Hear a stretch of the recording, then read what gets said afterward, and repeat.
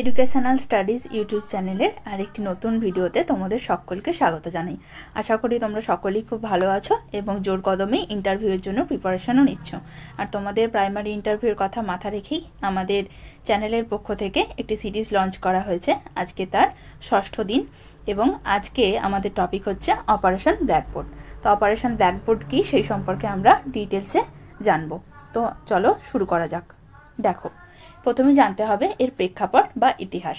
1964 সালে কোঠারি কমিশনের সুপারিশের পর 1986 সালের জাতীয় শিক্ষানীতি তৈরি করা হয়, যা প্রাথমিক শিক্ষায় সার্বজনীনতা এবং উন্নত মানের শিক্ষার ওপর গুরুত্ব আরোপ করে। প্রসঙ্গত বলে রাখি, তোমরা সকলেই জানো যে এখনো পর্যন্ত ভারতের জাতীয় শিক্ষানীতি 3বার পরিবর্তন করা হয়েছিল। একটি হয়েছে 1968 সালে, যেটি হয়েছিল ইন্দিরা গান্ধীর সময়কালে। দ্বিতীয়টি হয়েছিল 1986 সালে, যেটা হয়েছিল রাজীব গান্ধীর সময়কালে, সেই সময় প্রধানমন্ত্রী ছিলেন। এবং বর্তমানে যেটা লেটেস্ট হয়েছে সেটি হয়েছে 2020 সালে, বর্তমান প্রধানমন্ত্রী নরেন্দ্র মোদীর সময়কালে। তো 1986 সালের জাতীয় শিক্ষানীতির একটি গুরুত্বপূর্ণ সুপারিশ কিন্তু ছিল এই অপারেশন ব্ল্যাকবোর্ড। এটাই হচ্ছে এর ইতিহাস বা এর সূচনা। এরপর আমরা দেখব যে অপারেশন ব্ল্যাকবোর্ড আসলে জিনিসটা কী বা এর উদ্দেশ্য কী ছিল, কী উদ্দেশ্যে এটি চালু করা হয়েছিল। আমরা সকলেই জানি যে ব্ল্যাকবোর্ড হচ্ছে কি না একটি প্রাথমিক বিদ্যালয়ের একটি মৌলিক এবং অপরিহার্য অংশ।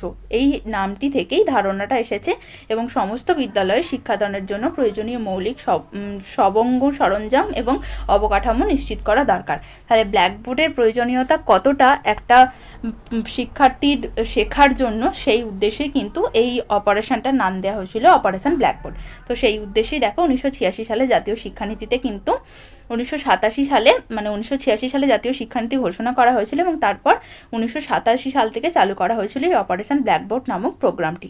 এই অভিযানের মূল ভিত্তি ছিল প্রাথমিক শিক্ষার মানোন্নয়নে শিশুদের বিদ্যালয়ে ধরে রাখার জন্য শিশুকেন্দ্রিক শিক্ষা পদ্ধতি বাস্তবায়ন করা। আমরা সকলেই জানি যে বর্তমানে শিক্ষা হচ্ছে শিশুকেন্দ্রিক শিক্ষা, অর্থাৎ এখানে শিশুর আগ্রহ, ব্যক্তিগত চাহিদা এইসবের ওপর ভিত্তি করেই কিন্তু তাকে শিক্ষা দান করা হবে। তো এই কর্মসূচির মাধ্যমে কিন্তু একটা প্রধান উদ্দেশ্য ছিল শিক্ষার্থীদের বিদ্যালয়ে কিন্তু ধরে রাখা, তাদেরকে যাতে আগ্রহ সৃষ্টি করা যায় পড়াশোনার জন্য সেটা দেখা। এই কর্মসূচির মাধ্যমে প্রতিটি প্রাথমিক বিদ্যালয়ে ন্যূনতম সুযোগ সুবিধা, যেমন প্রত্যেকটা শ্রেণীকক্ষ থাকবে, প্রয়োজনীয় শিক্ষক থাকবেন, শিক্ষিকা থাকবেন, বিশ্রামাগার থাকবে এবং প্রয়োজনীয় শিক্ষা উপাদান, উপকরণ, সামগ্রী, অর্থাৎ যে বিষয়গুলো একটা বিষয়কে শেখাতে গেলে যে জিনিসগুলো অত্যাবশ্যকীয় উপাদান যেগুলো প্রয়োজনীয় সেগুলোর কথা এখানে বলা হয়েছিল। তার মধ্যে ব্ল্যাকবোর্ড ছিল অত্যন্ত একটি গুরুত্বপূর্ণ উপাদান। দেখো, অপারেশন ব্ল্যাকবোর্ড আগেই বলা হলো যে শুরু হয়েছিল 1986 সালের জাতীয় শিক্ষানীতির সুপারিশে। তারপর কি বলা হচ্ছে না, অপারেশন ব্ল্যাকবোর্ড চালু হয়েছিল 1986 সালে জাতীয় শিক্ষানীতি বা ন্যাশনাল পলিসি অফ এডুকেশনের অধীনে। তখন 1987 সালে সেই সময় ভারতের শিক্ষামন্ত্রী ছিলেন পিভি নরসিংহ রাও এবং তখন ভারতের প্রধানমন্ত্রী ছিলেন কিন্তু রাজীব গান্ধী। তিনি ছিলেন 6তম প্রধানমন্ত্রী।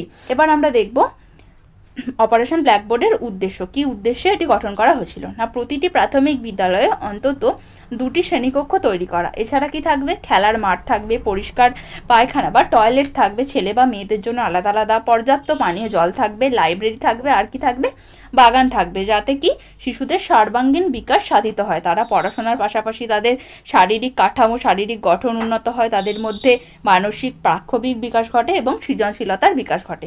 আর কি, শিক্ষকদের প্রশিক্ষণের অভাব দূর করা, অর্থাৎ একজন শিক্ষক যখন শিক্ষার্থীকে প্রকৃত শিক্ষা দান করবেন তার জন্য যে প্রয়োজনীয় উপকরণগুলো সেগুলো যাতে বিদ্যালয়ে পর্যাপ্ত পরিমাণে থাকে সেটার ব্যবস্থা করা এবং শিক্ষার বিভিন্ন উপকরণ ব্যবহারে শিক্ষকদের দক্ষ করে তোলা এবং প্রত্যেকটা শিক্ষককে প্রশিক্ষণ দিয়ে কোন উপকরণ কখন কিভাবে ব্যবহার করতে হবে তার শেখানোর কথা কিন্তু বলা হয়েছিল।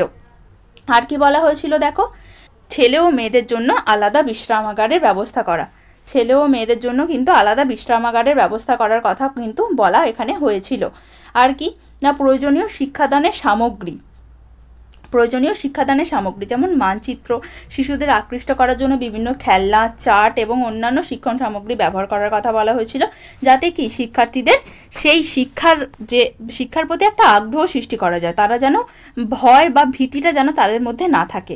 আর কি তা মহিলাদের শিক্ষার সুযোগ বাড়ানো এবং তাদের বিদ্যালয়ে ধরে রাখার উপর বিশেষ গুরুত্ব দেওয়া হয়েছিল, যার জন্য শিক্ষকদের অন্তত 50% মহিলা নিয়োগ এবং মেয়েদের তালিকাভুক্তিকরণ নিশ্চিত করার মতো পদক্ষেপ নেওয়া হয়েছিল। বেশ, এবার কি বলছে না, শিশুর চাহিদার ভিত্তিতে শিশুকেন্দ্রিক শিক্ষা, যেটা এই শিক্ষা ব্যবস্থার প্রধান ভিত্তি হচ্ছে শিশু। তো শিশুর চাহিদা, তার ব্যক্তিগত চাহিদা, তার আগ্রহ অনুযায়ী কিন্তু শিক্ষাদানের কথা এখানে বলা হয়েছিল। এবার দেখো বাস্তবায়ন এবং চ্যালেঞ্জ, এই পয়েন্টটা একটু বলে রাখি যে এটা কতটা সফল হয়েছিল সেটাই কিন্তু বলা আছে এই বাস্তবায়ন ও চ্যালেঞ্জে। তো চলো কি বলছে দেখি না। সেই সময় অপারেশন ব্ল্যাকবোর্ড প্রাথমিক শিক্ষার জন্য একটি গুরুত্বপূর্ণ অভিযান অবশ্যই, কিন্তু এটা বাস্তবায়নের ক্ষেত্রে কিন্তু চ্যালেঞ্জের সম্মুখীন হতে হয়। এবার দেখা যাক কী কী চ্যালেঞ্জ ছিল, ফলে সেই অভিযানটি আশানুরূপ সাফল্য লাভ করতে পারেনি। যতটা অর্জন করার কথা সাফল্য ততটা কিন্তু পারেনি। বেশ কিছু সমস্যার কারণে অপারেশন ব্ল্যাকবোর্ড প্রাথমিকভাবে যা চেয়েছিল সেই লক্ষ্য অর্জন করতে ব্যর্থ হয়। তো সেই কারণগুলি কী কী ছিল এবার একটু আমরা জানবো। দেখো, প্রয়োজনীয় সরঞ্জামের অভাব বা বিলম্ব। অপারেশন ব্ল্যাকবোর্ড কর্মসূচি চালু হওয়ার অনেক পরেও কিন্তু শিক্ষা উপকরণ সরবরাহ করা যা কর্মসূচির কার্যকরিতাকে বাধাগ্রস্ত করে। মানে কি, অপারেশন ব্ল্যাকবোর্ড আমি চালু করে দিয়েছি, আমি চাইছি প্রত্যেকটা স্কুলে এই অপারেশন চালু হোক, চালু হয়েছে, কিন্তু শুধুমাত্র চালু করলেই তো হবে না, সেটাকে চালু রাখার জন্য পদ্ধতিটাকে কতগুলো নির্দিষ্ট উপকরণের প্রয়োজন হয়। তো সেই শিক্ষার যে সরঞ্জামগুলো বা উপাদানগুলো সেগুলোর কিন্তু যথেষ্ট বিলম্ব ঘটেছিল, তার জন্য কিন্তু এটার সাফল্য কিছুটাও দমে গিয়েছিল। তারপর দেখো তহবিলের অভাব, অর্থাৎ পর্যাপ্ত পরিমাণে টাকার অভাব। অপারেশন ব্ল্যাকবোর্ডের জন্য যে পরিমাণ অর্থের প্রয়োজন ছিল বাস্তবে তার চেয়ে অনেক বেশি টাকার প্রয়োজন হয়, বিশেষ করে বিদ্যালয়ের ভবন নির্মাণ, অর্থাৎ বিদ্যালয়টা যে তৈরি হবে তার জন্য একটা নির্মাণের খরচ আছে, যার ফলে কি অনেক এলাকায় কর্মসূচি রূপায়ণ সম্ভব হয়নি। এটা ছিল একটা গুরুত্বপূর্ণ কারণ। আর একটা কি দেখো, পর্যাপ্ত অবকাঠামো এবং শিক্ষকের অভাব। কর্মসূচির লক্ষ্য ছিল প্রতিটি প্রাথমিক বিদ্যালয়ে কমপক্ষে 2 জন শিক্ষক, 2টি কক্ষ, বারান্দা এবং টয়লেটের মতো ন্যূনতম সুবিধা নিশ্চিত করা, কিন্তু এই মানদণ্ড পূরণ করার জন্য পর্যাপ্ত স্কুল ভবন ও শিক্ষক সরবরাহ করা সম্ভব হয়নি।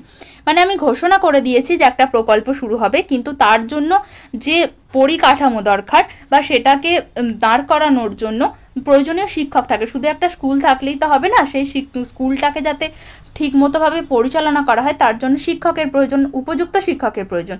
তো সেটা কিন্তু এই অভাব দেখা দিয়েছিল, তার ফলে কিন্তু এটা সাফল্যটা কিন্তু অনেকটাই কি দমে গিয়েছিল।